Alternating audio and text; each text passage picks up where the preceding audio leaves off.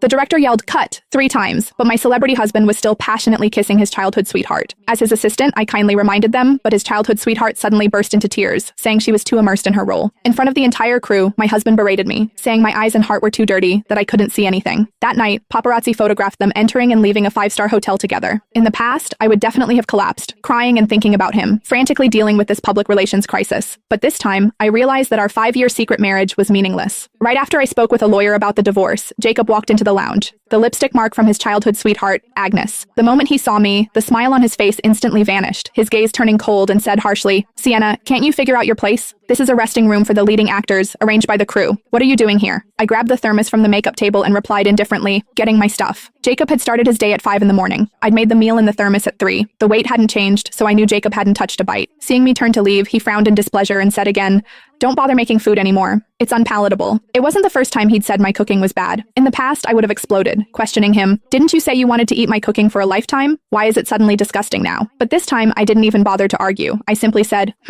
and walked out the door. Jacob called after me, "There's a crew dinner tonight. The director wants me to discuss the script with Agnes." I pretended not to hear the guilt in his voice and coldly replied, "Okay." After closing the door, I threw the thermos into the trash. The last scene had been filmed close to home, so Jacob hadn't stayed at the hotel. He returned home around 1 a.m. Seeing that I wasn't waiting for him in the living room like I usually did, Jacob pushed open the bedroom door and said impatiently, "Sienna, you know I have trouble sleeping. Why didn't you brew my calming tea?" I pulled the blanket over my head and lazily replied, "I ran out of tea leaves last night. If you want some, order takeout." With a loud bang, Jacob slammed the door and went into the study. That was his way of showing he was angry, and in the past, it would have been my cue to spend the night tossing and turning, eventually humbling myself to apologize. But that night, he waited until the next morning, and I still hadn't knocked on the study door. The next day, the crew moved filming to a remote mountain outside the city. For once, Jacob allowed me to ride in the van with him. Just as I got into the van, Agnes, wearing a low-cut, backless dress, walked up gracefully and said, "Jacob, do you have any bug spray? I always attract mosquitoes." Seeing me, Agnes changed her tone. "Oh, Sienna, you're here too? Then I'd better take the other car." Before Agnes could finish, Jacob coldly said to me, "Sienna, can't you be sensible? Stop causing trouble. Go sit in the assistant's car." For the first time, I said nothing and got out of the car. Watching my figure retreating into the distance, Jacob furrowed his brows. 5 minutes later, I received a WhatsApp message from Jacob. "Today, Agnes will have a scene where she shows her legs. Don't misunderstand." "Understood," I replied shortly. The typing indicator in the chat window stayed on for several minutes. Without thinking, I exited WhatsApp and turned off my phone. Without Jacob's orders, the scenery along the way became more beautiful. It was already 11 at night by the time filming wrapped up.